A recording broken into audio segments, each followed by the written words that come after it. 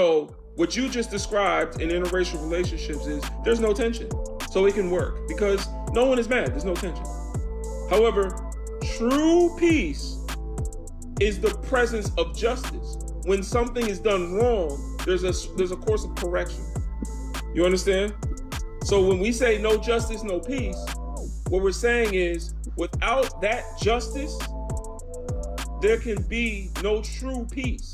There's only an absence of tension where we have to ignore the injustice around us. So how do we go from not from saying no justice, no peace to no justice and we found love?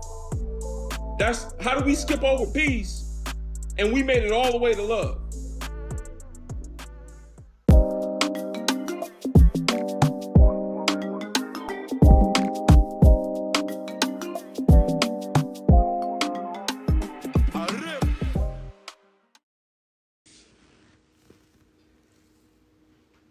Peace and power to the descendants of my ancient mother. My name is Brother Legend, and I'm here to raise your consciousness. What's going on, brothers and sisters? If you're joining us on YouTube, my TikTok is BIGBROLGND. You can catch me there. Tap on the bell icon in the top right corner to catch when we go live. I post all of my replays on YouTube at the same name, BIGBROLGND. You can also find me on Twitter if you want to give me a shout. I'm on Twitter, BIGBROLGND. What's going on, y'all? What up, what up? Draco, you in here? Where you been at, brother? We need moderators in the Discord, man. What it do, Luya? What's going on, brother? Salute Draco, my brother, man. Yo, man, check out the Discord, brother. We needed you. I don't know where you been at, man. You been ghost. We need you, bro. We got over 700 people in the Discord now. We got over 700 people in the Discord, bro. We got 400 people subscribed to our newsletter. The donations are rolling in like crazy. It's like, yes, sir. Well, come work with us, brother. You know what I'm saying? I know we all got to clock in on the plantation, but you definitely has shown yourself, you know what I'm saying? So now we need you now more than ever, brother. You definitely one of the protectors of the space. So I really appreciate, everything you've done, but check us out when you can, man. We definitely missing you in there. Really appreciate you. Everybody, we got some things to discuss up on the board above me. We could talk about it if you want. You know what I'm saying? I have a mixed child, black, white, native. No, you don't. You got a black child. Those are ingredients to a black child. But I could tell you're not black because of how you said that. I'm pro M3. I don't know what that means. That don't make no sense. Pro me? I don't know what that mean. Mixed children, they're beautiful. Stop fetishizing children. That's weird. Don't do that. You're a sicko. What's wrong with you? Don't talk like that. Oh, the new MacBook Air Pro M3. Okay. I know what that mean. Okay. Hey, y'all. Sankofapedia is on the way. I want to show some of y'all, but I can't on this app. We can't do that. If y'all want to see Sankofapedia, then check us out in the Discord. The link is in my bio, b1initiative.org. Also got merchandise for Sankofapedia. We got merchandise now. You know what I'm saying? Sankofapedia. We got the hat. I can't put it on because my locks. My head too big, but we got a little dad hat, So y'all can check that out. We got mugs, hoodies, all of that. Sankofapedia is on fire right now. A lot of people, brothers and sisters, if you know how to code, you know how to write, you're an author, you got a blog, come and build with us because we need authors. We need authors to help us write Sankofapedia posts, the articles on the website, but we also need authors to write our newsletter. We have over 400 people that have subscribed in the past week. So we don't know, like we could have thousands of people in a few months, and we need someone to help us write newsletter articles. But you must be of African descent. Yes, coding. If you know how to code, no clout. Where you at? I think you already been in the Discord, no clout. Where you at? We need you. We need you. People of African descent. People of African descent only. African descent only. Only Africans. Okay? If you convinced that your grandmama was Sacagawea, don't join us. Don't donate. If you think that, or you know for certain that your skin is see-through and we can see your veins, don't join us. Don't send us money. You may as well go flush that. I mean, you can send us money. We'll take your money. Go ahead, send us money. Actually, if the back of your hand match an iPhone cord, send us money. Send us money. That's a waste of your money, but send it on through. You ain't getting access to Sankofapedia until it's up for everybody. But yeah, you know what? Somebody said, I was going to say, take that. But if we can see your veins, you know what I'm saying? If your skin is translucent, send us money. Go ahead. It ain't going to mean nothing, but you can send it. You know what I'm saying? You know, but okay. That's how it is. We want brothers and sisters only donating. We want brothers and sisters. We're not taking no grants. Y'all understand we doing this the hard way. Y'all understand that Tuskegee was built brick by our ancestors, right? Brick by brick. People were unalived in the building of Tuskegee Institute. I think it's, Institute, right? So y'all can look that up. You know, Booker T. Washington, all of them, they organized Africans, they organized our ancestors, and brick by brick, we did what we needed to do. Peace to the brother that was sending the gifts. Brick by brick, we're gonna build the foundation for Sankofapedia, build the foundation of knowledge for our people. So that being the case, it gotta be us. It can't be everybody else. I ain't say who I like and don't like. I said who can't come build with me. That's it. That's just how that's it. That's how that is. Your oppressor is never going to build anything to liberate you. Instead, what they'll do is try to join and get in the way and impede progress. And subconsciously even if you want to say it's subconscious, they'll subconsciously sabotage what we're doing. So we don't want that. Subconsciously even. You know what I'm saying? If I'm going to give them the benefit of a doubt, y'all will subconsciously sabotage Sankofapedia.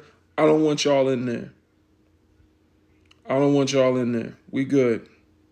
Brothers and sisters, join us. We not taking no money from grants. We not taking money from no unbaked individuals and their business. None of that. We only want brothers and sisters. We're going to build this from the ground up.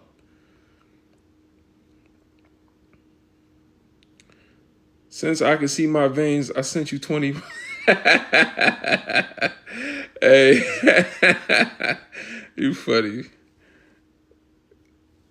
Oh snap! That person, I thought, hey man, why he got the lineup like he like sisters.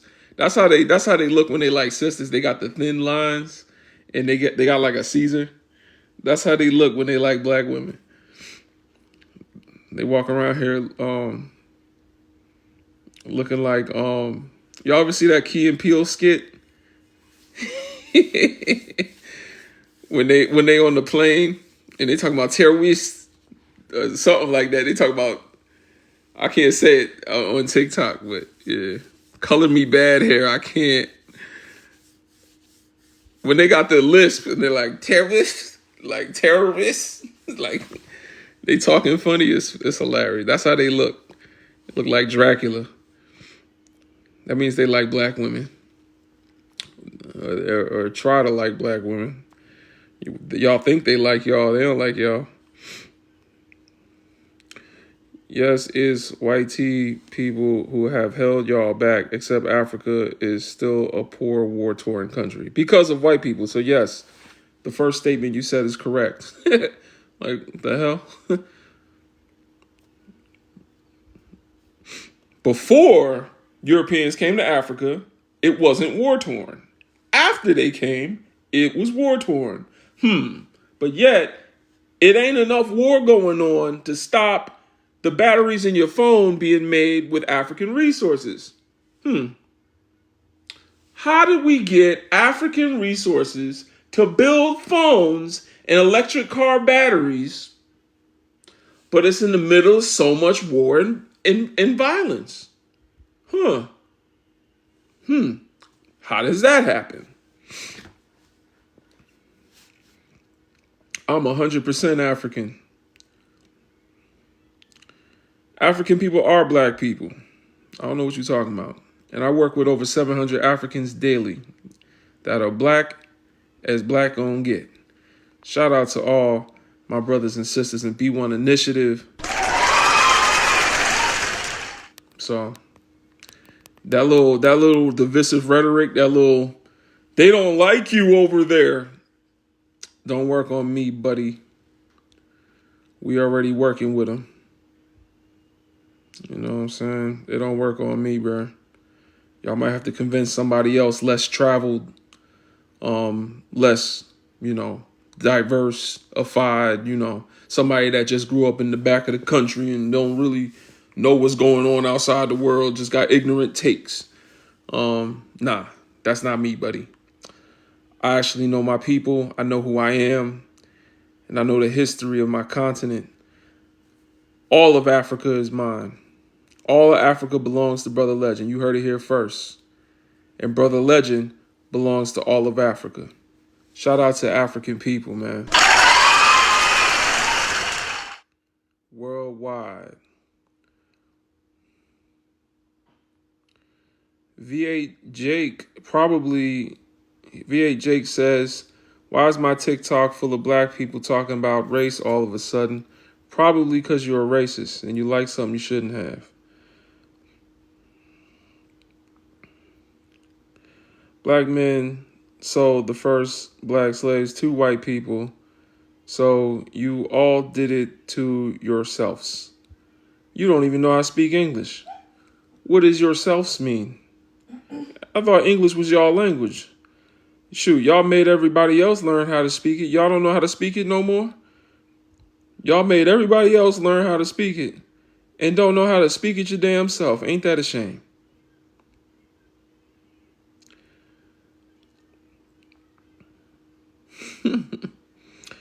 No issues for me and my wife. Let me guess. When you close your mouth, you can't see your lips. Is that an accurate statement?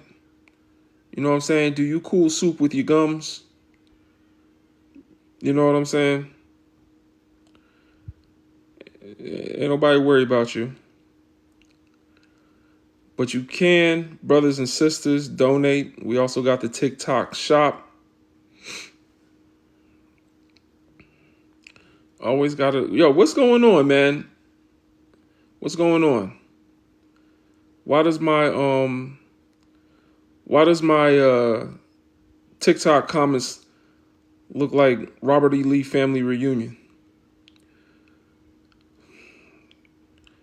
Africans didn't sell a damn thing. King Charles is the offspring of cousins. Those people are demented. I'm not sure what you meant by that, but you're right. They didn't. If Africans were selling Africans, right? If I'm selling something, right? For example, Girl Scout cookies, right? The Girl Scouts come to your door, right? When they selling Girl Scout cookies. Am I tripping? Do Girl Scouts come to your door?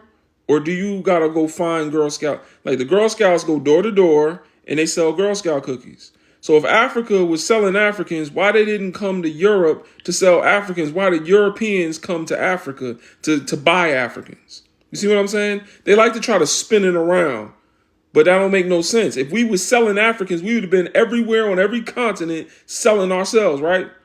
So that don't make no sense. Y'all came to Africa to buy Africans. Stop playing with me. It don't even make sense. Girl Scouts come door to door to sell something.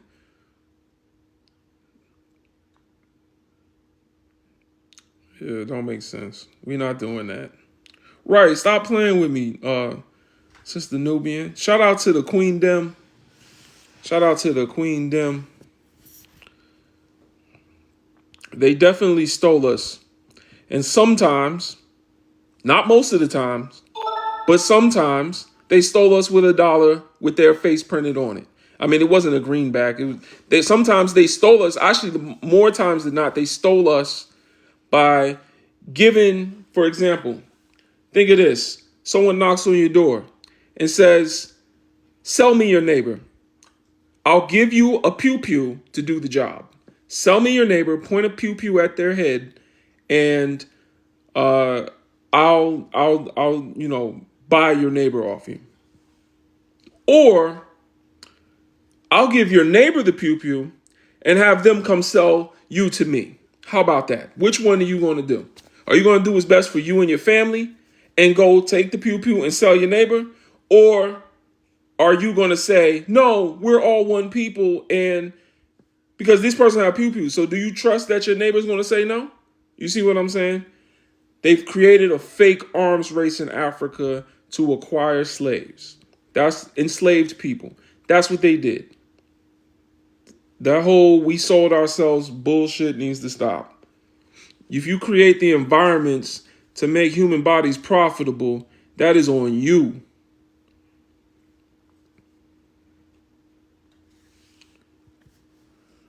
Reparations are owed, but they will not be asked for on this live. We're not doing that. Reparations are owed, but we ain't asking.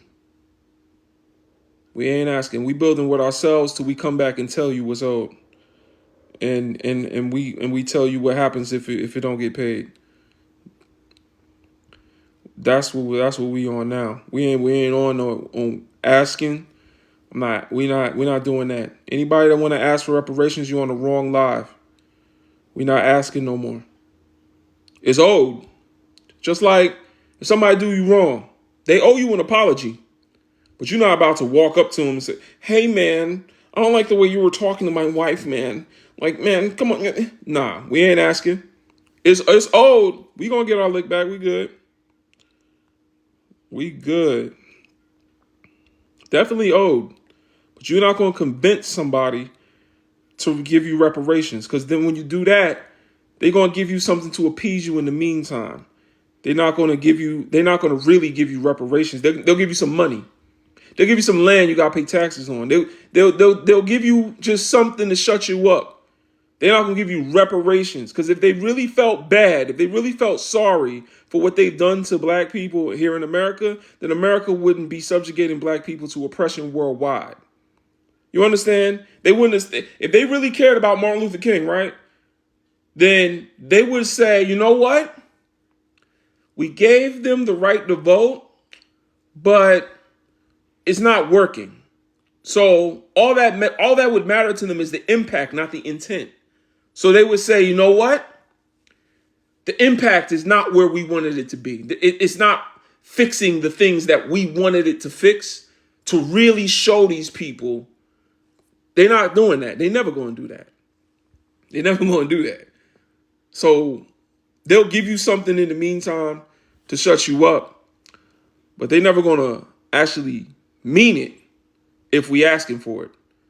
You can't say, stop unaliving us in the streets with the police. You can't say, stop treating our sisters unfairly with medical racism. You can't say, you're taking our history out of the schools and we want our children to learn about their history. You can't say all of these things and then turn around and ask somebody for an apology in the form of reparations. You can't do that. You can't ask for respect and money at the same time by the same person. What you can do is build with your people. What you can do is be a supporter, unite with African people, build with African people as they build their economy, as they get more sovereignty, as they grow together with us in America. What we can do is build a power base outside of the United States for black people.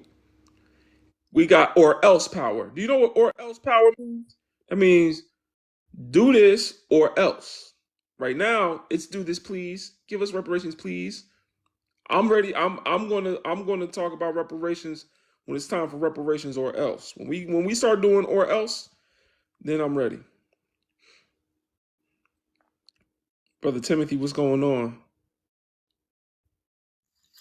It was going okay. Peace, brother.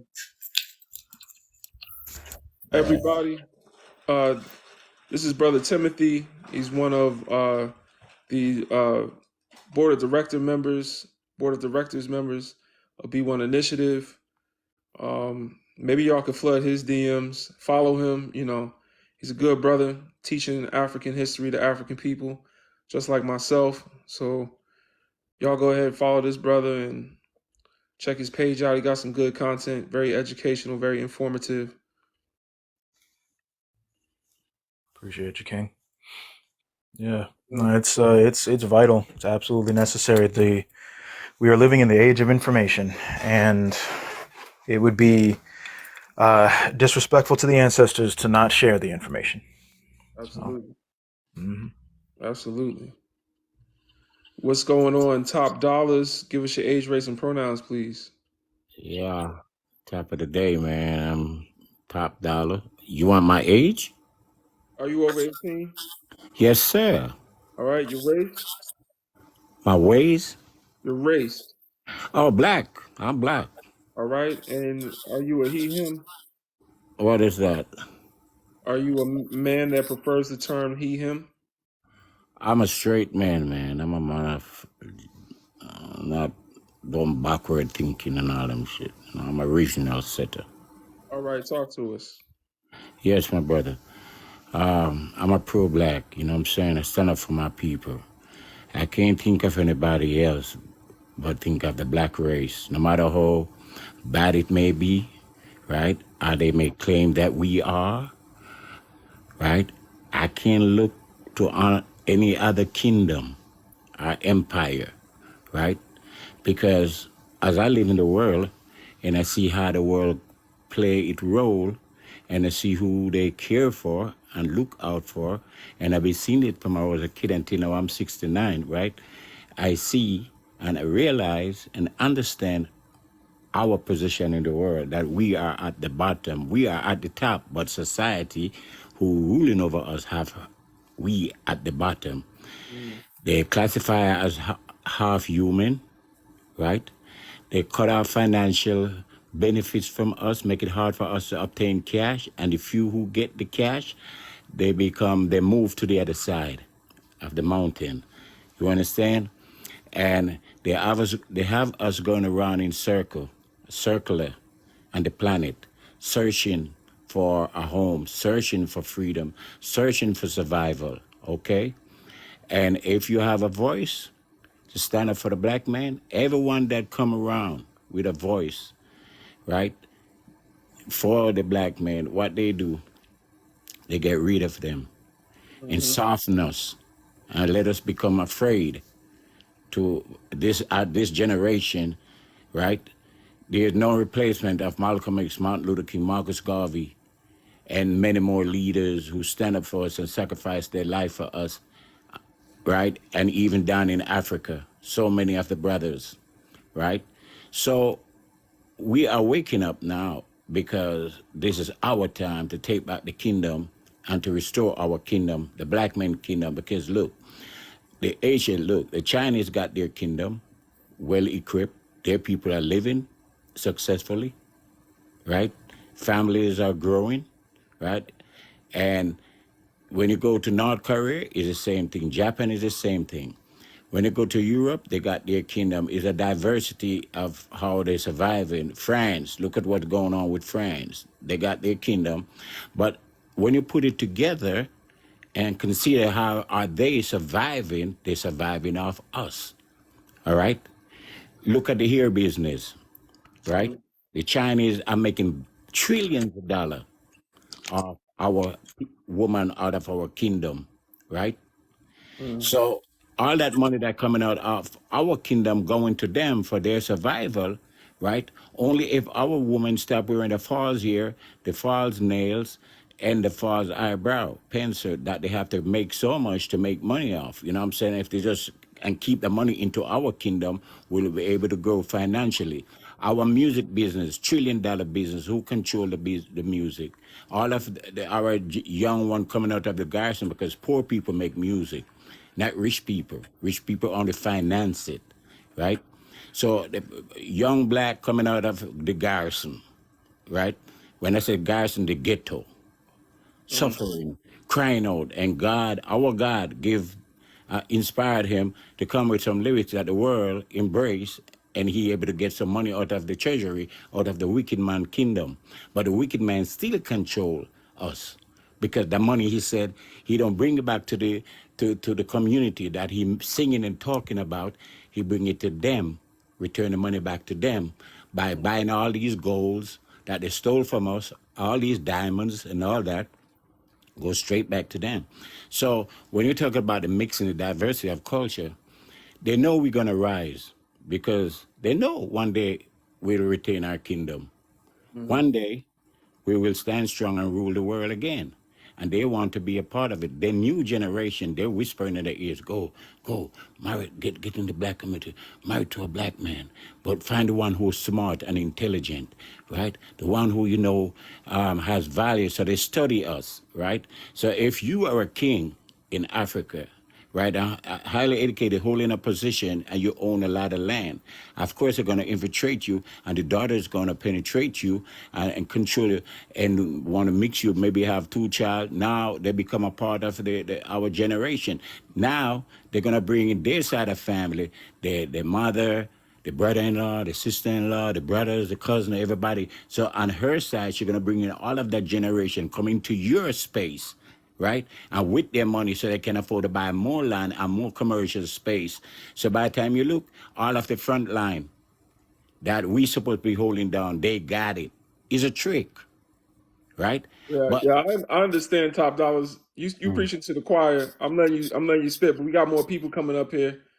yeah, man, I'm just got to say that, Yeah, we know. We know you in the right place. We already know. We know how they get down. Appreciate you for that knowledge, though, man. Appreciate you dropping that wisdom on us.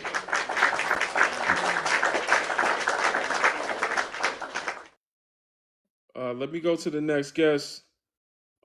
And sisters, I don't know why y'all. Soon as he start talking about fake hair and eyelashes, y'all got a knee jerk reaction today. Y'all got- hey yo, sisters, listen. Y'all can wear whatever you want to wear. You know what I'm saying? Just remember, black men ain't the ones that told you that you had to wrap your head. Black men are not the ones that told you, your hair wasn't beautiful. We just telling you your hair is beautiful. It's okay, but you can also, do what you want to do. But if you're going to do it, buy black. And I know they put every obstacle that they can in the way, systemically, to make it so you have to go to them to buy it. So that's a whole different thing. She said, if men stop wearing Jordans, I need to. Hey man, I don't know about that. Are brothers still wearing Jordans? I have two pair of Jordans in my whole life, over 30 some years. I'm not gonna tell y'all 30 some years, mid 30s. I ain't Bro, with the two last pair time of I Jordans. bought the last time I bought a pair of Jordans, I was maybe like 19. Like like it's been a minute. Like Yeah. All right, let's go to the next guest. Um, Lucio Norris, give us your age, race, and pronouns, please.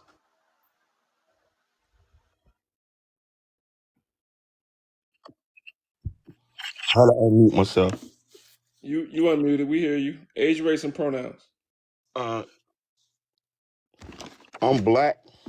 Uh, I'm 58 years old, and basically, I see a lot of things that are going wrong as far as the black community. A lot of things we're not focusing on, and then our so-called leaders are always politically correct. So I'm just here to try to learn something and give my input. Okay. I would say, Dr. Neely Fuller Jr. says we don't have black leaders. We don't have them. We have black spokespeople, but in order to be a leader, you got to be able to provide protection for those that you represent. Um, you know, um, if you're a leader and somebody's messing with a sister somewhere, and that leader says, "Oh, I'm going to go handle that. I'm going to go fix that situation." He needs to have the power to fix that situation. Let's say a brother gets locked up that shouldn't be locked up. Maybe the police, rough housed him, treated him real rough. There's not one black leader that can show up and change that situation. We've seen Donald Trump be able to change situations for people. Shoot, he was even able to change situations for black people, certain black individuals. You know what I'm saying? Kodak Right. Black. You know what I'm saying? But, in order to be a leader, you need to command respect and have power to change circumstance. We don't have that ability in the context of racism, white supremacy. So I would say we have black spokespeople, and you're right. A lot of them do try to remain politically correct because a lot of our people have been so misinformed about what's in our best interest and aligned to what's in uh, the liberal masses' best interest, that we don't understand. What's good for us is not going to be good for them. So we keep trying to find a way to make what's good for us also good for them. But the problem is, you would never, if you had a tiger caged up in your bedroom, you might feed the tiger. You might make sure that, he don't get hungry just because you don't want to hear him moaning and growling in the middle of the night. But you're never going to teach that tiger how to unlock that cage, because that'll be against your own best interest. If you care about your safety, you're not going to make sure you train a tiger to unlock a cage you put him in where you sleep your head at night, because that's against your own best interest.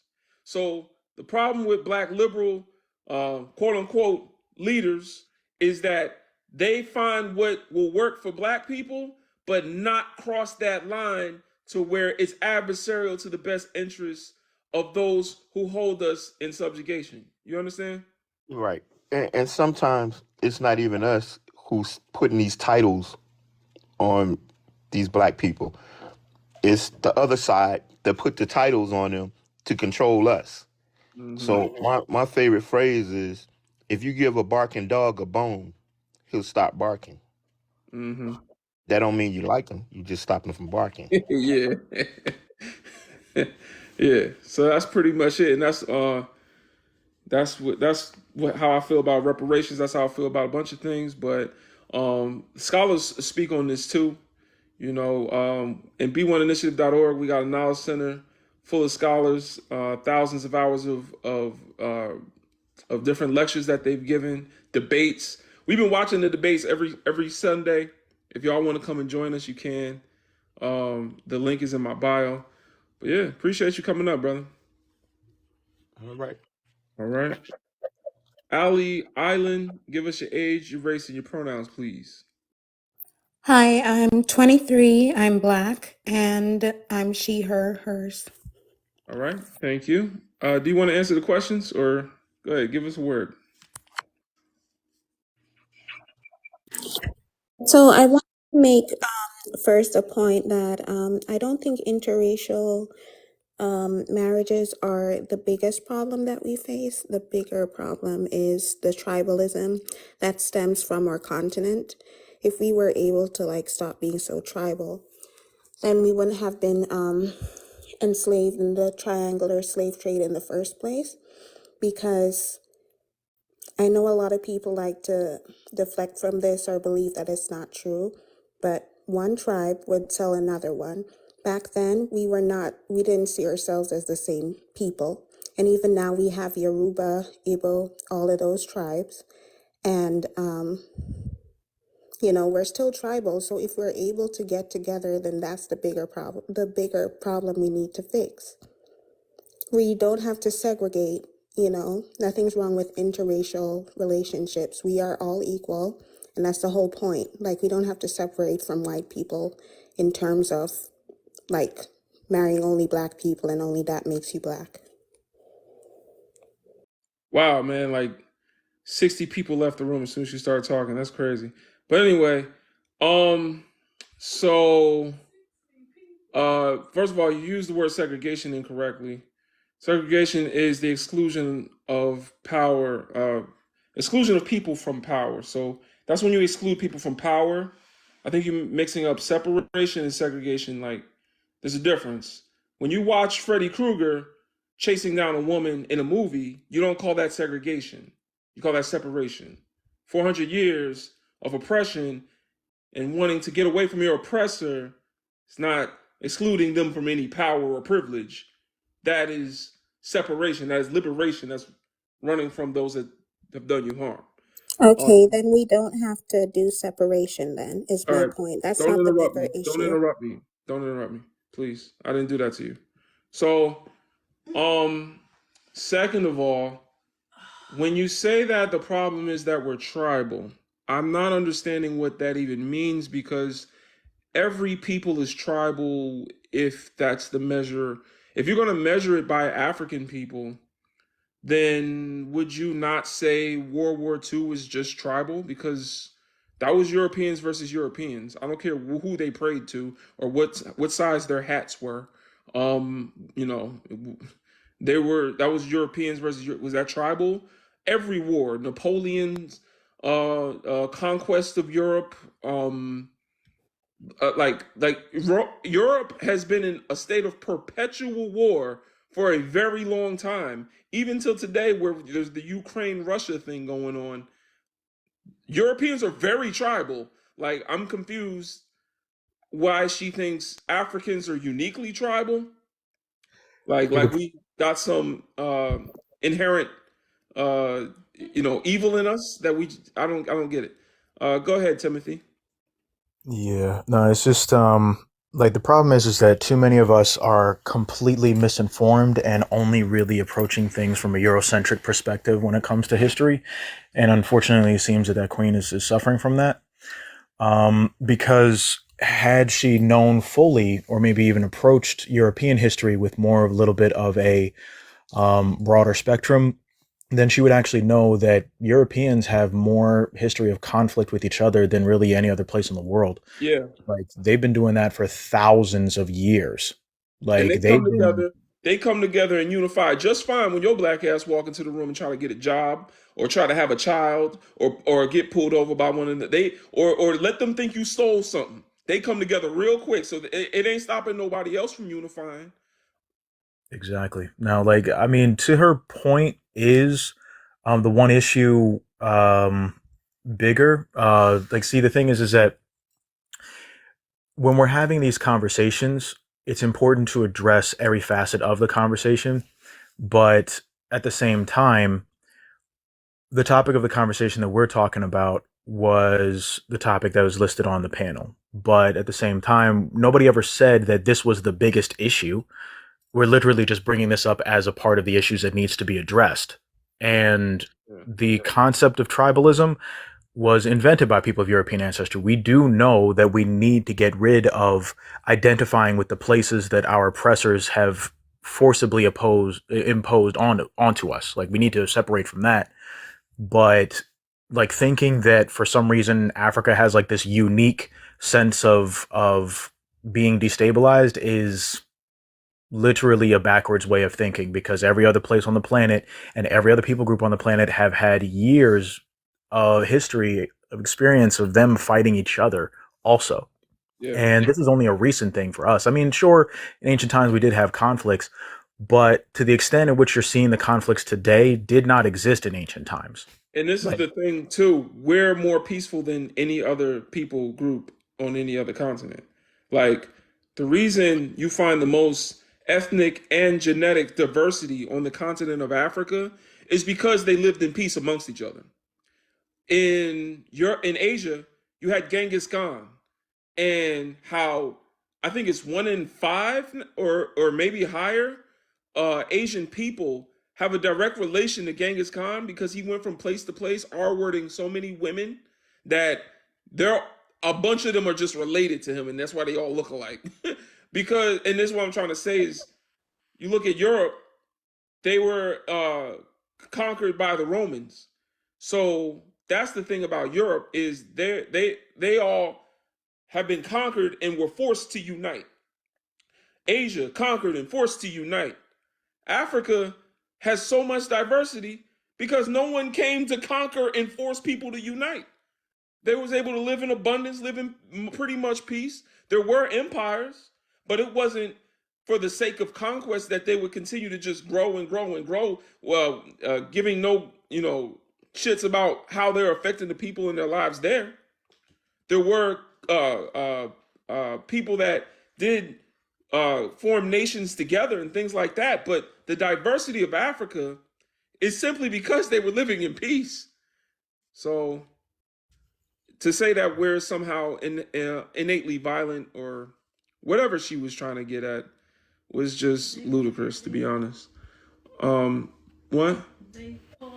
Yeah, y'all pawed it down. Ayo, shout out to the brothers and sisters that pawed sister down. She had to go. She had to go. It was time. So if you want to come up, Ali Island Girl, you gotta give us a galaxy. Let's go to the next guest. Micah Cutie, give us your age, race, and pronouns.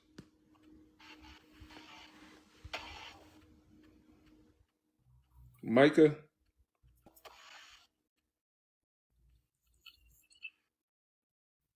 Are you there? I see you unmuted Yes, yourself. can you hear me? Oh, there you go. Okay. Signal. Okay.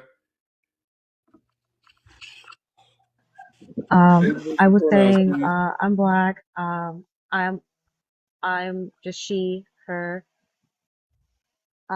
I want before I, started, I wanted to just disclose, um, everything I'm about to say is not factual. It's just my opinion on the topics I see that you have listed above. So I just wanted to talk on that if I'm allowed. Uh, The can Hello? yeah. You're allowed. Just don't be alarmed at pushback, because Okay. anecdote usually gets met with some sort of fact in this in my lives. This is like advanced Pan Africanism on here. So go ahead, talk to us. Yeah, it's fine. Like I said, it's just my opinion. I'm not stating any facts. Um, so can interracial relationships be problematic? In my opinion, I mean, they can be. I feel like it depends on uh, the two individuals in the relationships and their mindset. I feel like if, just for example, like the white woman was overtly racist or, vice versa, I feel like that could be very harmful for many of reasons. So I feel like it can work, but just with a right and healthy mindset. You shouldn't get into these interracial relationships solely based off the skin color of the individual that you're entering in a union with. But how That's do just you my ignore opinion on that? the first one.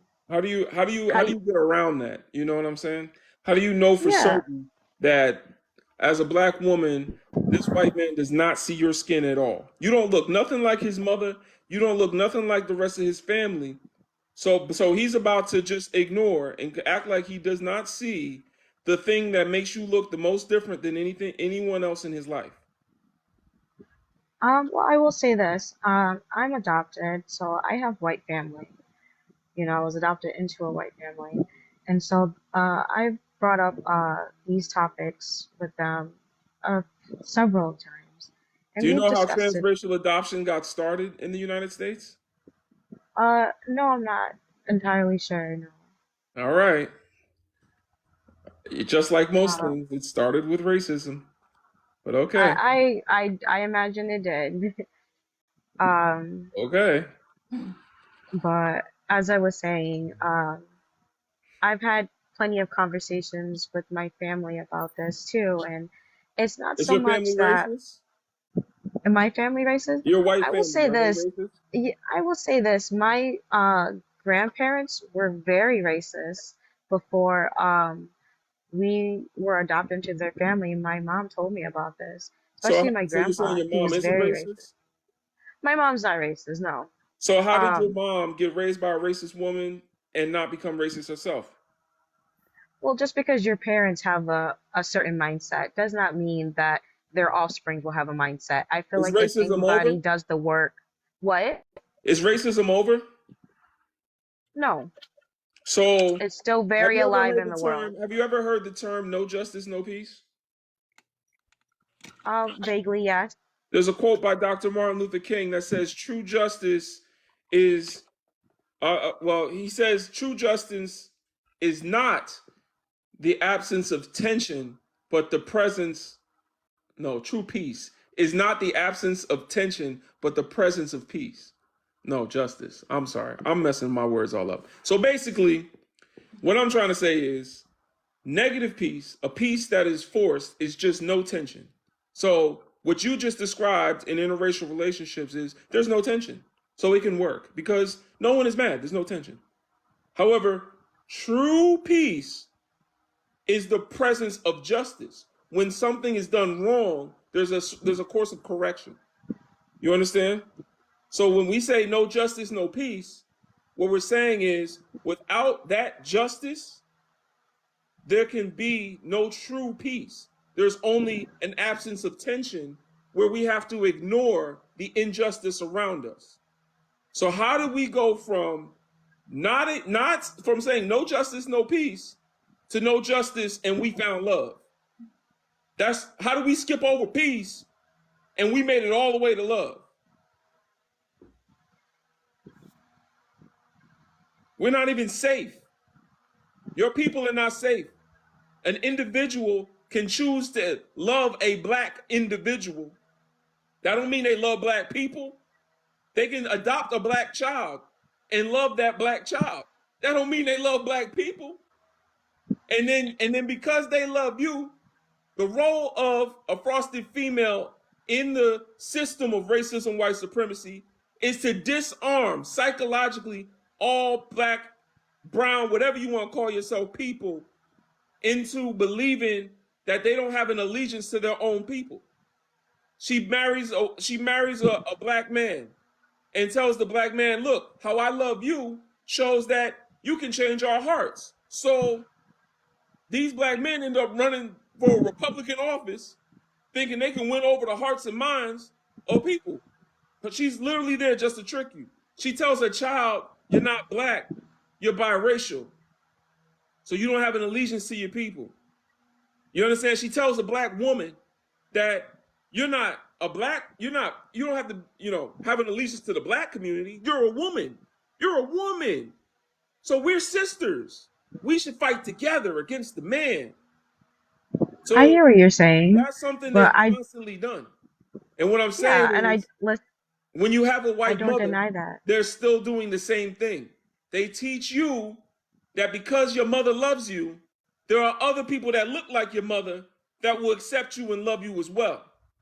At the same time, not loving your people and where you come from, she will teach you how to talk with a certain voice and how to have her mannerisms and make sure your hair is straight and make sure you fit into her ideal of what you should become. Instead of loving your people, she teach you how to hate yourself. The worst possible thing that you could do I psychologically, as a person of African ancestry, is to, and of course, you didn't have control over this because they adopted you, but for individuals who are talking conversations about actual black liberation and actually defending black people as people of African ancestry, the worst possible thing that we could do is to fully engage in YT spaces and to stay in those YT spaces and not surround ourselves with black people, but then try to have conversations about black people. Like that's like, I think it's important for us to understand that culturally, no matter how much they have adopted you, no matter how much they want to be in your life, no matter how much those individuals have shown love towards you, collectively, they're still going to resort back to the YT supremacist systems that their ancestors literally have built and that they continue to perpetuate. And a part of that system is literally them being able to adopt you in the first place. Like I get that's that. I'm going to address a few things, Mhm. in the comments especially. A lot of the people, I get what you're saying now about pushback. Um, but I will say this too in defense of myself. A lot of the people judging me, you do not know me. So I would ask that you be kind or just To don't be say. honest, Micah, I'll be honest. I tell this to everybody.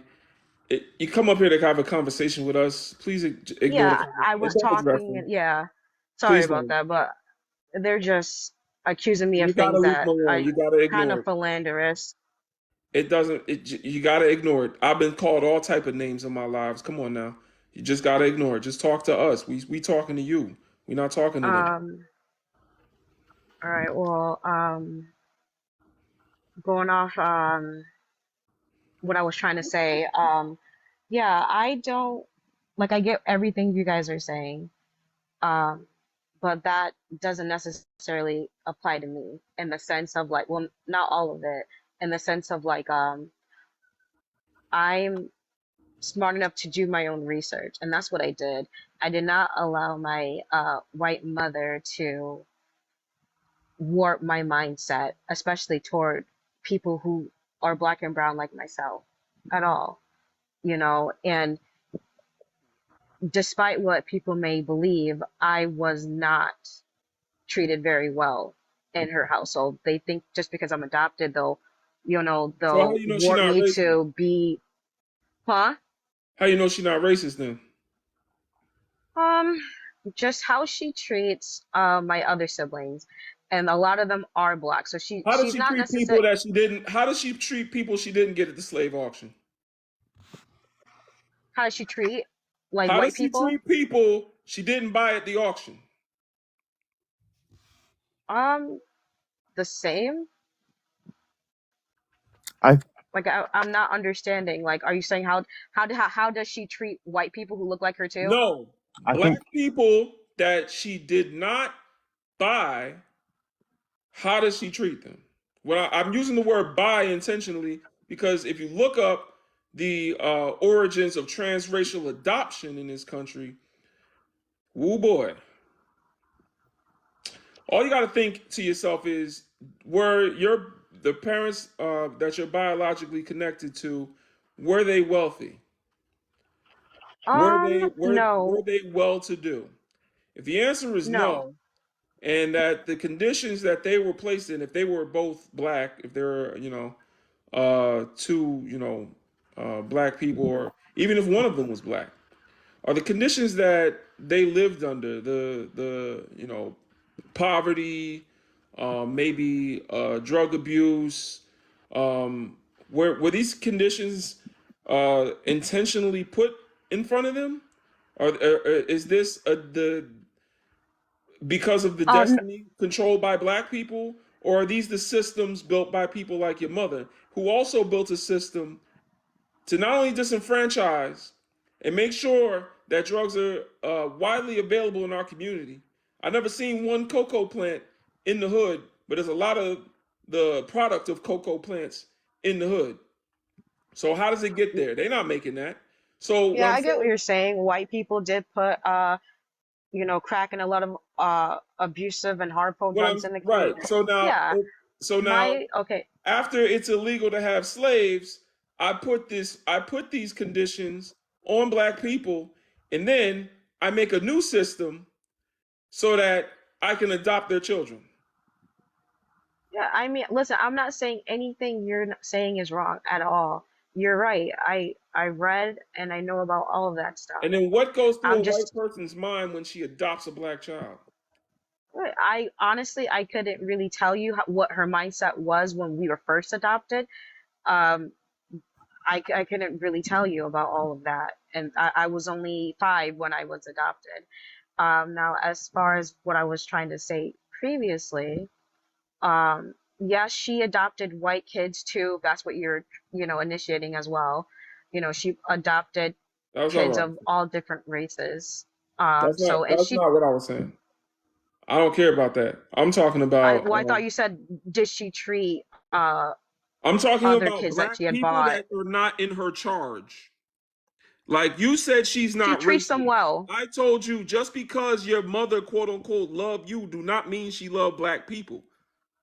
And so you're saying she treats them well. I want to know what she has done because there's a lot of injustice going on around black people. What has she done for her people to be a part of the solution? Because if she's not actively working as part of the solution and all she has to contribute is love and white brainwashing, then what is the point? How do you know she's not racist? The only way not to be racist after being indoctrinated in a world that has systems inherently racist is to be an anti-racist for them. That is their answer. So I want to know, your mother must be Jane Elliott, because even I think she's racist, and she's a big avid anti-racist. So I need to hear what your mother has done. I mean, she for a while, she disowned my grandparents because they were racist. That ain't not, she need to So reown them and go work with her people to dismantle racism. What the hell is disowning your parents got to do with anything? Just be Yeah. so like what does that got to do with anything? Just you're trading in overt racism for covert racism. Like just be racism doesn't mean your mother says the N word when she wake up in the morning. she doesn't. She does not do that. Well yickety yeehaw. See, I mean, Queen, nobody needs to like. well, Queen, I mean, Queen. The I don't know. problem I feel is like you that expect every white person to I don't expect shit from be. them. The problem is that you said she's not racist, and I'm telling you to look deeper into the situation. You might be blinded by No, I being. am not. I assure Queen, you, I'm not. Like I told you, I I've assure done you, my you own are. research. I Queen. assure What? you, Listen, you are. I Queen. assure you that you are. And I assure you, being in my own mind, I am not. I So assure you, anyone that come up here and say that they've met a non-racist white person or an anti or a white person that's not racist, ask your mother this. Ask your mother if she's racist. If she says, oh, now she left. Ask a white person if they racist. If they say no, that's how you know. Can I? But I think and you guys like that. That's not how how she was describing it. That's not how racism works. She claimed that her YT mother had absolutely zero influence on altering her mind. But then what she just talked about on the stage just now was literally point for point everything that YT parents teach to their YT children. But she's a black girl, a black woman, coming up onto a panel regurgitating the same rhetoric that we hear day in and day out from that exact same type of dynamic. Yeah. Like, and yet I'm completely thinking on my own. I was not influenced at all by that.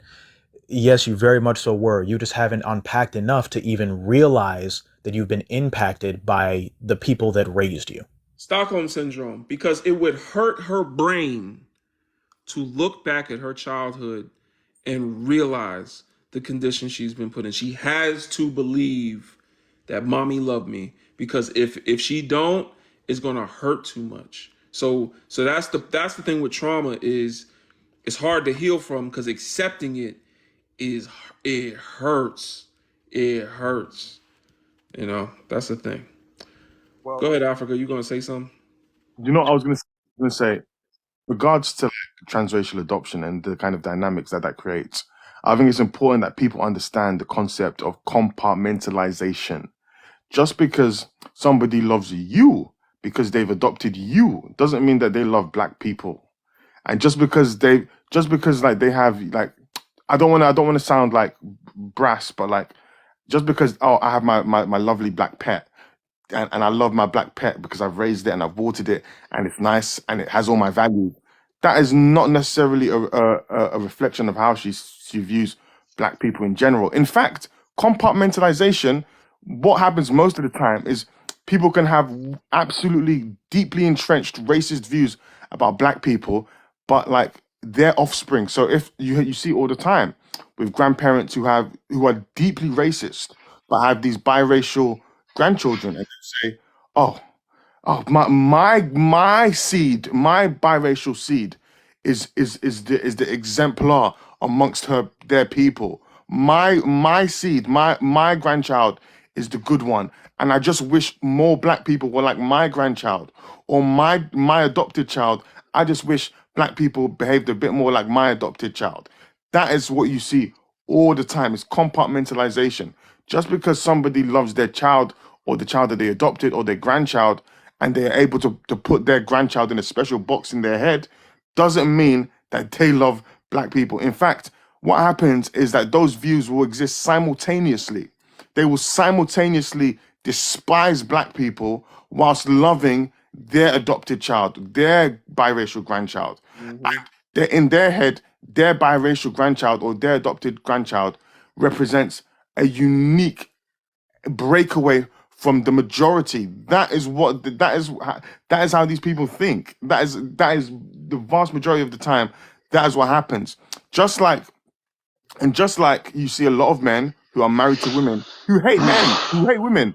There's a lot of women who are married to a husband, who have their husband and who love their husband, but they hate men in general. And likewise, there's a lot of men who have been married to their woman for 40, 50, 60 years.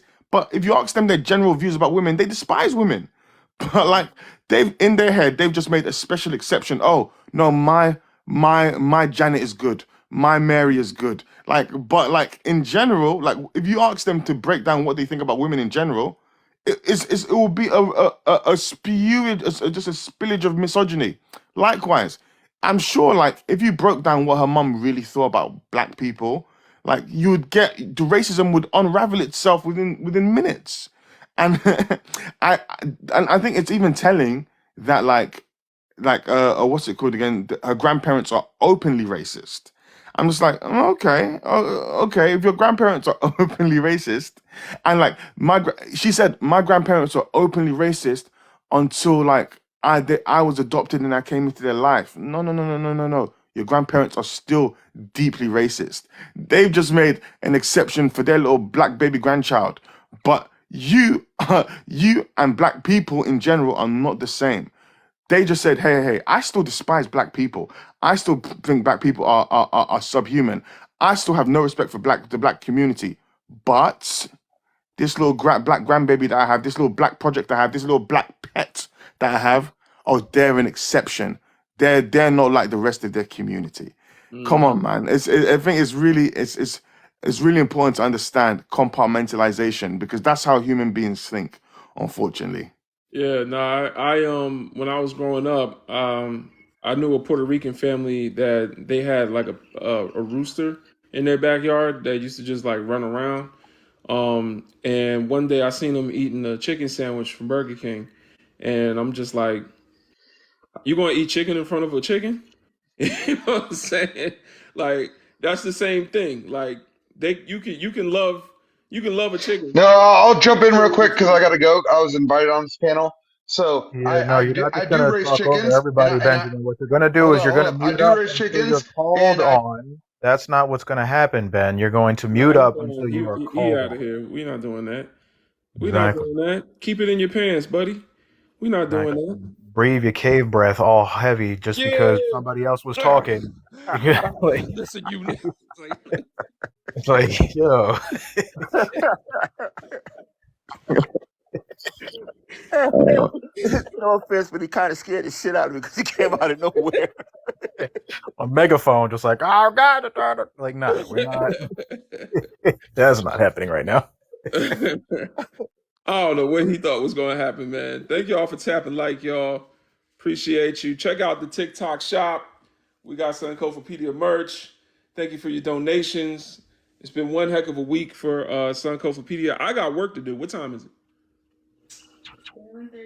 7:35. I gotta go, y'all.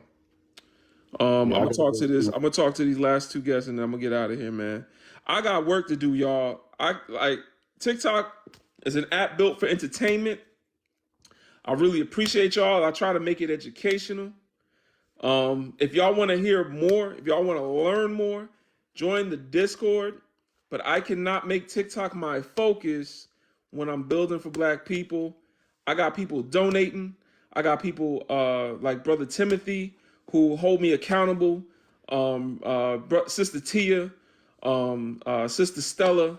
I got people that I have work to do. You know what I'm saying? And that's you should be leery of anybody that come on TikTok talking black this, black people that, black people this. They got video after video after video. Look at my videos. It be gaps. If you got and especially if you got white T men with missing teeth in a beard. Y'all know who I'm talking about? Missing teeth. He be missing like a few teeth over here. He got a beard. I think his name is Ginger something, Red something, or whatever. He talk about black people this. Every time something going on with black people, he got something to say. He got a video up before me. I ain't even know what's going on with black people before he do. And he up here talking. Always be leery of one of them making videos about our people, benefiting and gaining exposure by talking about our trauma and what we go through. But then on top of that, be leery of any black person that got time to be on TikTok more than they got time to be building with their people. But I'm gonna go to the next guest real quick. John Slade, give us your age, your race, and your pronouns, please. For sure, brother. I'm 27. He, him, and I'm Dominican Haitian, but black. But I was gonna say, do you think we should separate from white people? Have you ever seen Jurassic Park? Yeah, but that was like a long time ago. Do you know the premise of it? How dinosaurs eat people? Yeah. Do you think the people should separate from the dinosaurs? Yes. Okay. All right. I don't want to be That's the eaten. answer to your question. That's the answer to your question. Only other way you can think around that, and I'm just trying to warn you before you say what you're going to say next. The only way you can think around that is to ignore black oppression. That's the only other way. That's the only other way. Because the only way out of that, and to still say that we should go hang out with the dinosaurs, is to say that the dinosaurs don't have sharp teeth. Like we ain't seen people get eaten up alive all on the news and all on social media. And to say that we can go and be friends with a dinosaur. Mm-hmm. I mean, to end, one of the comments said I actually do have a white girlfriend, and my son is biracial. I guess that's what you call it. But again, I'm like I said, I'm Dominican and Haitian, so my That's two a sides. nationality that ain't got nothing to do with race. Well, either way, The Dominican, what do they call that? Hispaniola? Is that the name of the island? correct. All right, so the Hispaniola Island was one of the most productive slave plantations of them all. So that ain't got nothing to do with your race. That's a nationality. I mean, true, but you also had the Spaniards that came over there. They not white. They Spanish. Did you say Spaniards So are not white? no, they were not white. You said Spanish people are not white. They're descendants of Africans. What? My brother, Am I incorrect? the Spanish conquistadors that came over and pillaged Southern America, they are white as snow, brother. They have some of the highest skin There's cancer rates in the different. world. They're white. They're European, and they've been in Europe for thousands of years. Yeah, there's differing proportions of DNA, like African DNA, indigenous DNA, and European DNA throughout that whole region because of people of European ancestry coming into those spaces. So if you're talking about Caribbean people, then that's a different story. But specifically saying Spanish, yeah, that's straight from Europe, bro. Like that's the only reason why we have Spanish as a language in many of that part of the Americas because of Spain coming And into Africa. Europe. Yeah. Yeah. Like that's the only reason why. Like if you hear a European language in the Americas, that's because the colonizers forcibly put that there. Like, if we're not speaking indigenous languages in the spaces that we're going into, and you're hearing English, you're hearing Spanish, you're hearing French, you're hearing every variation of those languages, that area was colonized.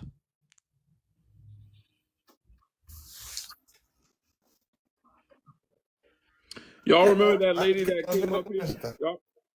Y'all remember Miss Bessie White? You know what I'm saying? Mary Ann, Miss Mary Mack that came up here that one time, and she said that she was doing things for black people because she was teaching Africans how to speak English, and we was talking about we like that's what colonizers do. Wait, she didn't say she was doing it. She said somebody in her family loves black people or something because they was teaching English in Africa. I'm like, if you want to know where, like, if you want to know who the colonizer of a country is, look at what language they speak. It's pretty simple. So if you over there teaching English, you literally doing what colonizers do. Like, anyway, yeah. So that's the thing. Spanish people are white. They from Spain. That's in Europe. They're European. They white. Okay. Okay. So, damn, that's crazy. Okay. Well, thank you for telling. But I was gonna say, so do you think so we can't like all live together and just coexist? Is that like even a possibility? Dinosaurs. Yeah, and plus, John, Yeah, listen, that's what I you I'm gotta not gonna lie. understand John, European history. You gotta understand John, you got European history though, in order to be able to try even talk about like, hey, let's all hold hands. See, the thing is that if you understood how brutal and how violent their history is, then you would understand that holding hands and singing kumbaya and being all friendly, like, that's not what culturally they do. People of African ancestry have a history of going into spaces where we bumped into other people, and then we were like, hey, let's engage in trade. We have a history of that. We have a history of coexisting with other people groups and helping other people groups. But Europeans don't have that same history. They have more of a history of going into spaces and unaliving as many people as they can, taking over whatever is going on in those spaces, hijacking the culture, hijacking the resources, and then rinse and repeat every single time that they bump into a new space. The Vikings did that. Like, you're talking about the Greeks did that. You're talking about modern day Europeans are doing that. Like, it's thousands of years worth of their To history shows culturally them doing that. to the point where they make movies about aliens, people that don't even exist, and they do it so much that they think it's innate to other species in their imagination. They can't even imagine a people finding a new place and not wanting to conquer it. They put it in their movies. They can't even help that. They think every time there's a new space, then somebody gotta take it over. Somebody gonna come. That's You just don't how they believe in think. That's their aliens? mind. If we really being honest, the movie Independence Day was them talking about themselves. Like, They, yeah, we they do want to that go a lot, there. and that's why I say all sci-fi movies are colonizer wet dreams. You can't find one that's not. I challenge anyone to find like Star Trek. If y'all know about Star Trek, that was interracial euphoria. The first kiss on screen between a black woman and a white man happened on Star Trek, and there was different aliens and all types of people and cultures living amongst each other, and white man leading the ship, going from planet to planet, having sex with the women. Um, that was Star Trek, y'all. That's the premise behind Star Trek. It's just you can look at Avatar. Like, come on, like it's just over and Bro, over again. Avatar is a good show, bro. Come on, man. Avatar is also a colonizer wet dream. They want to go and they either see themselves as the colonizer that colonized the planet the Avatar people was on, or they like the idea of them being able to assimilate, to appropriate a culture, and with the kindness of their heart, be accepted by the tribal people that live there and become Yep. one of them and get respect from them, even though they're one of the outsiders that came there to exploit the planet. That's it. It gets deep. They want to be able to wear locks. There was a white boy wearing locks in that movie. It shows you just how much appropriation they want to. They want to do this. They just putting it on film. It's a Yep. thing. John. Yep. And they put whatchamacallit, they put the consciousness of the US military soldiers into the cloned avatar bodies. and then they had them infiltrate Avatar spaces. And what Like, they do, they let him in. yeah. And then by the second movie, he leading the Sources. tribe. He the leader now. Oh wow, he came in and he leading. And they can't put Zoe Saldana next to a black man. I think it's in her contract. She can't be with a black man in a movie. Yeah, it's like they make the movies for the purpose of playing in our face. And technically, to a certain degree, they are literally showing us what it is that they want to do and what they already have actually done. It's just they put different names and slap different labels on it and then call it, hey, this is a brand new story. But it's like, nah, bro, you're telling the story of what you like to do historically. Like that. This is Also, y'all's problem. you ask like black people and white people can live in harmony, and like you sound disappointed. My question would be to you, like, obviously, in the USA, we know that the USA has a dark history of race relations. But step outside USA, can you give me an example of a white majority country that doesn't have a dark history with its black population? Where I don't think I can give you one. because it doesn't exist. There isn't one. Like, so when you're talking about living in harmony, we don't have a contemporary example of a white majority country where they've treated black people with respect. So Right. you can just think about it. Every single white country you can think of, they have a crazy history of what they've done to black people. Think about it. The USA, Canada, France, Holland, the UK, Spain, Portugal, like all of these countries have insane histories of what they've done to black people. Australia, New Zealand, like the anti-blackness, the violent anti-blackness is uniform. So when you ask, like, can black people and white people live in harmony? We don't have a choice to live in harmony. They've never given us a choice to live in harmony, and nothing about history suggests that they want us to live in harmony. So, like, it's not really a choice. It's like, as you said, like, can you live in? You can't live in harmony with a violent, like, with a violent predator. That's like if you're a sheep, there's no living in harmony with with a fox. Like, Right. Yeah, so until they make a Jurassic Park where the dinosaurs don't eat people and they all hold hands, we just gonna have to accept what reality is. Let me go to the next guest, y'all. I gotta go soon. Appreciate you for coming up, John. Changi Monster, could you give us your age, race, and pronouns, please? I'm black. I'm 39, and I'm he him. All right, talk to us. Okay, so I agree with 95% of what you say, but I have a criticism. When old girl came up, Micah, if somebody we all know that people who are raised in transracial homes or whatever, like, carry trauma. They have been abused. Black children in these white homes are abused. So I feel like when she came up, this is my criticism of you. I felt like you kind of wanted to show her, like, look at your abuses that they've placed on you. Look at these whips and these welts that they've put on you. And I'm like, of course she got that trauma that's placed on her. But you can't I felt like, low key, like, you kind of wanted to parade her abuses out rather than being like, hey sis, like, you've been abused, and exploring that more. Like, she got Stockholm syndrome, but a person with Stockholm syndrome is the victim, not the perpetuant. So I would just hope that in that situation, when you see a sister sitting in that ignorance, who's been in that situation of abuse, that you would just be honestly more compassionate and be like, yo, let me help you deal with this in a way that's not just like, they beat you, they raped you, they bought you on the plantation. Like, yeah, that's low key, that's true, but that's not how you deal with a victim of trauma.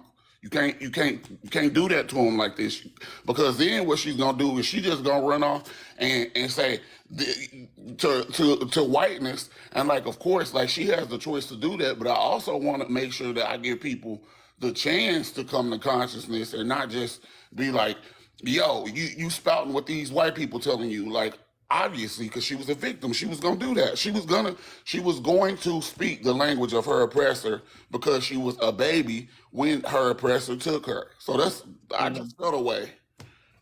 Well, I would say to that, Marcus Garvey says none but ourselves can free our mind. I don't come up here with the notion that I can change anyone's mind on this platform.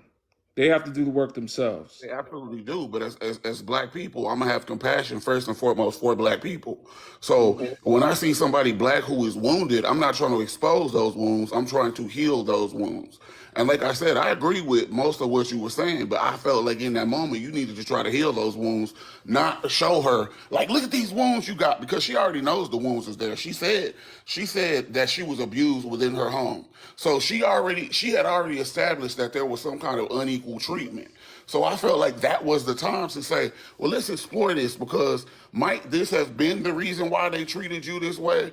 And like I said, again, I agree with you. I stand with you in where you think. I just think that the method and how we deal with our people, with black people, has to be different sometimes. Because sometimes people ain't, they not cooning. They not agents. They're not, they kinfolk. They just need a little bit of guidance. They need a little bit of coddling, because like I said, she was a victim of abuse. I do not believe that a white person can raise a black child and it not be abuse. I don't believe that can happen. But what if she tells you she don't believe she was abused? I think that she would have said that she was, because she already said No, that. she didn't. I asked her if her mother was racist, and she came up here to defend her white mother. Okay, So why that's wouldn't the the thing bill? is, my critique of what she said was not a critique of who she was. I didn't say anything about her. I spoke about her mother. I was talking about her mother. I said, "Is your mother racist?" She said, "No." I'm like, "Prove to me how." That was most of the conversation. But again, I felt like, and this is me again. This is my feelings. But it also seemed like you approached her from a place of condemnation. Of course, somebody who's been abused. I wasn't doing that. When Listen, did I condemn her? What words of condemnation did I use? you didn't necessarily use words of condemnation. It was the connotations of in your demeanor towards it. And so my thing is, again, of course, when you go, listen. When you go to somebody who has been abused, they are obviously going to they're going to defend their abuser. That's a part of the state and stage. That's a state and stage of abuse. So, But here's the thing. But see, this is the thing. If somebody is, like you said, right, like abuse, and they're in a place where I'm talking about their abuser and not them as the abused, like I feel like you're taking what I said and pointing it at her to try to get like a sympathy moment for her. But I wasn't. But no, I'm not trying to get a brother, I sympathy keep moment. letting you see. Every time you talk, but I'm trying to say, I'm like, I hear what you're saying. You said I was a little too harsh, and I shouldn't say that to her because she was a black person, yada yada yada. What I'm trying to say is you got to let me also talk back and defend myself. I can't just sit here and listen to you just go go go go go. I'm not mad at what you're saying either, but you got to let me talk. All right, so what I'm saying is what I was critiquing was her view, and what I was trying to open her up to was the viewpoint of her mother being the abuser in the first place. Because if you're talking about racial abuse, because we're not talking about like the other kind of abuse, that women go through and all this other stuff, right? So we're talking about, if we want to look at racism as a form of abuse, number one, I'm not a psychologist, and this is TikTok. So that's wild. But you see what I'm saying? So maybe there are better ways I could handle it. That's why I said I'm not mad at what you're saying, because I'm not no psychologist, bro.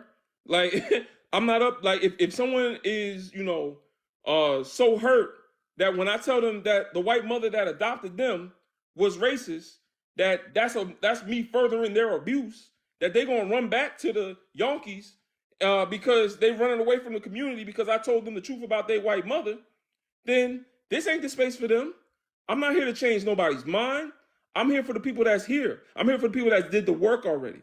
That's why I told her when she came up here, I said, this is advanced Pan-Africanism. I'm not on TikTok to try to change people's mind.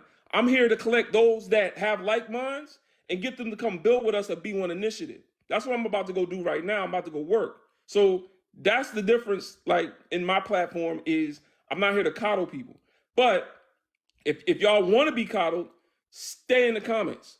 But I'm not gonna sit up here and bash a black woman. I'm not going to sit up here and condemn a black woman. I think those are harsh words. I said what I said about her mother. I said what I said to open her mind up to maybe think that instead of my mother just adopted me because she loved black people, she need to think maybe my mother just loves me, but she don't love my people. I don't see how that's harsh words. That's just truth. And if that's truth she can't handle, then don't come on Brother Legend Live. What you doing up here? I'm gonna tell you this, that as somebody, obviously I recognize you're in leadership. I recognize you're a leader. I recognize you're a builder. When you're a leader and a builder, recognize that some people that come to you are gonna be ready for meat. Some people that's gonna come to you, they can only handle milk. That's what I'm here for the people that's ready for me. That's listen, it. as a leader, you're not going to get to choose. As a leader, you're not going to get to choose. You're going to have to know how to deal with both. No, King, I don't. King, No, I the don't. If Okay. somebody need milk, Well, then they can go swim in the milk. I'm okay. here for the people that need meat. That's it. All right. I'm yeah. collecting the brothers and sisters that have done the work and are ready to do the work with me to come to where I'm building with B1 Initiative. That's it. I'm not up here to try to change people from wanting to drink milk. If they want to drink milk, I say let them go talk to their therapist or Dr. Umar or something. You know what I'm saying? Like I'm not that. Brother, Brother Legend, King, the there's problem is there's that, for example, all right, we know that Harriet Tubman used to carry a pew pew on her, even though people had decided to willingly go with her and were like, all right, bet we gonna make this escape. She still carried a pew pew with her. Luckily, based off of what I've been able to research, apparently she never had to use it, but she still carried that pew pew with her because along the journey, there was still some brothers and sisters that were like, oh my gosh, I'm so worried about what's about to happen. I'm about to turn around and leave. She couldn't risk anybody else getting found out. So she would, hey, you not leaving, you going the whole way with us too. And you are going to be quiet about it or else. And then that was that. But see, the problem is that we have to be careful with letting people who are still going through the process of unpacking into black spaces where we're trying to build. Not saying that they can't come, because absolutely you need the education, you need the information. We do need to extend that grace out to our people, period. We do. But you extend the grace out twice, I'm going to extend the hand out twice.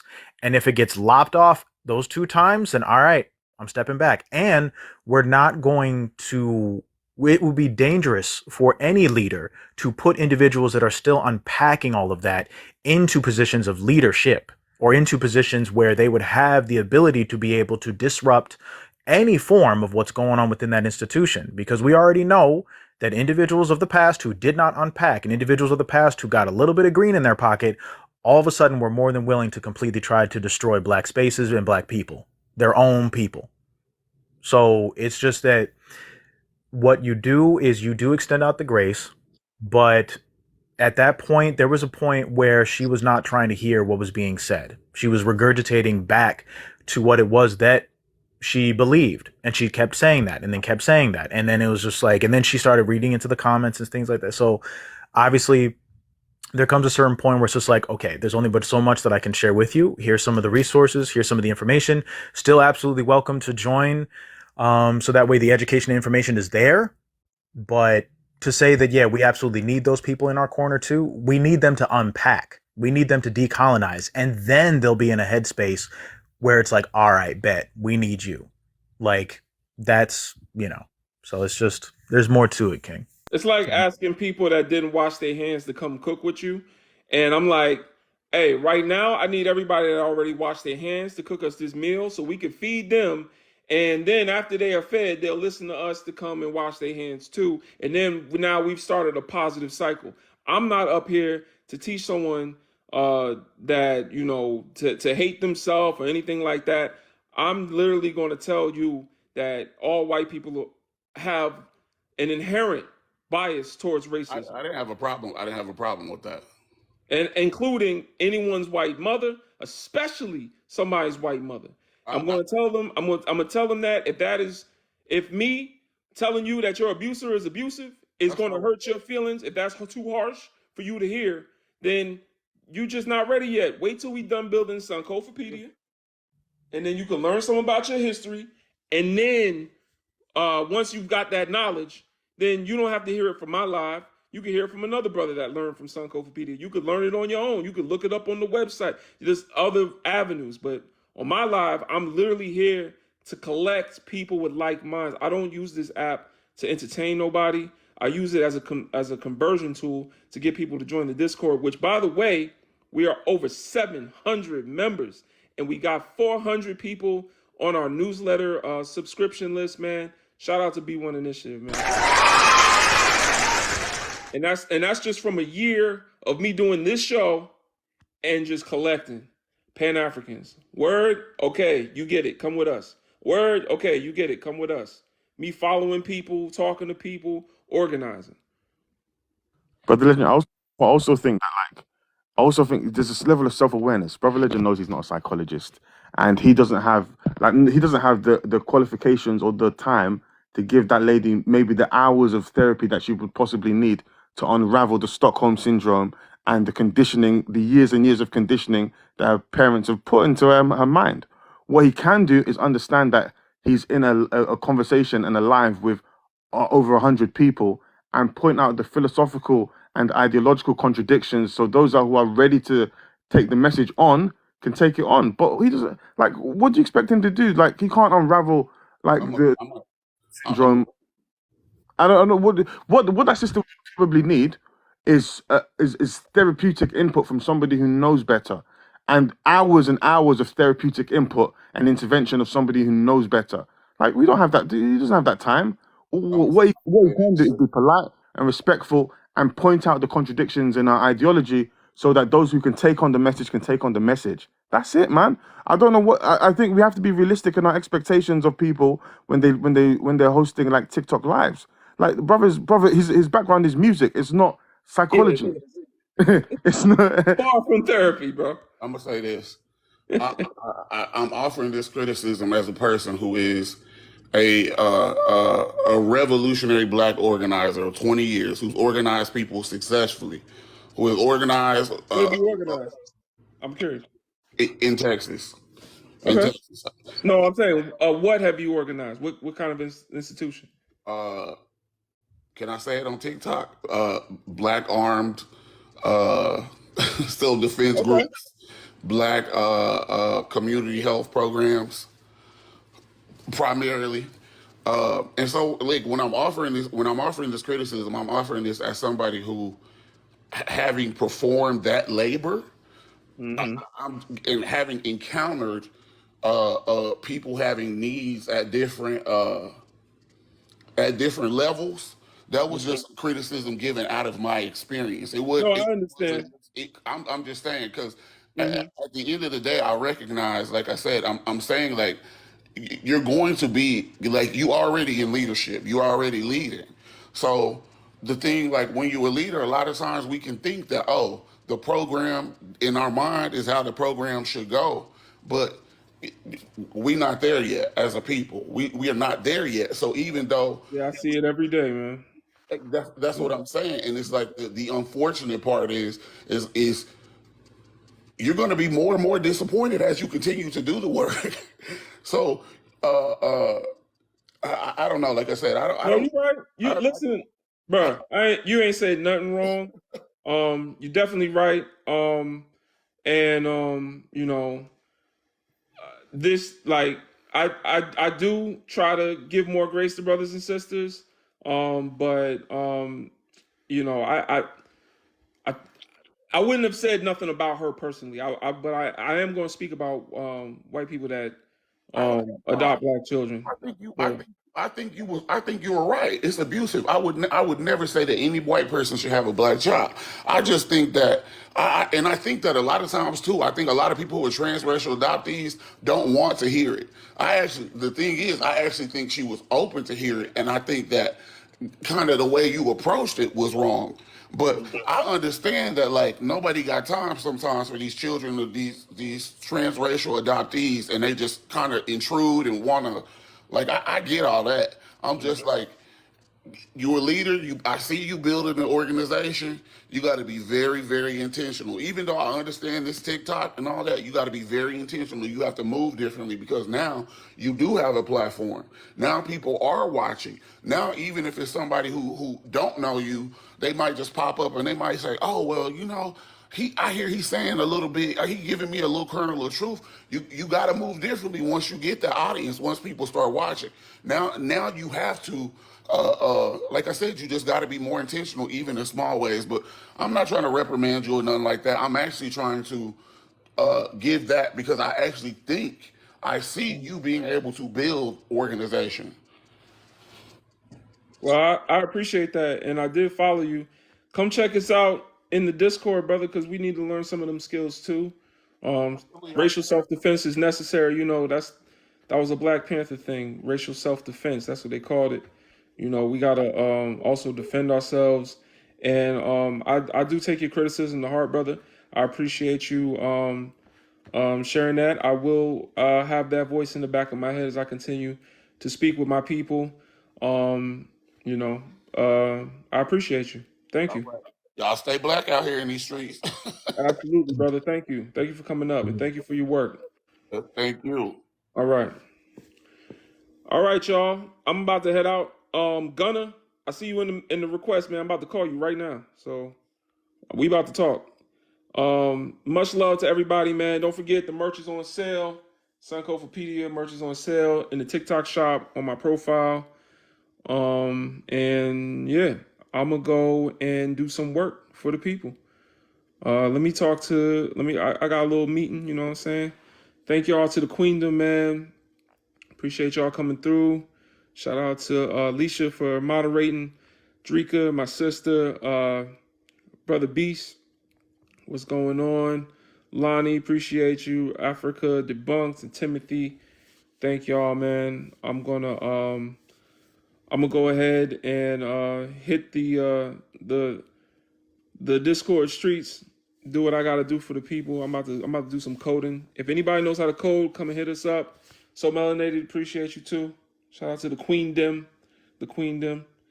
And yeah, so this is advanced Pan-Africanism, y'all. This is an advanced course. It's not for beginners. So I'm about to start putting that on the title. This is not for beginners. This is for people that's ate of the meat already. You know what I'm saying? But I'm not your therapist, and but I guess I can be more intentional with my words. I'll take that criticism from an OG. You feel me? Always gotta respect the elders that been already laying the foundation. So I do respect that, brother. All right, y'all. I'm out. One love.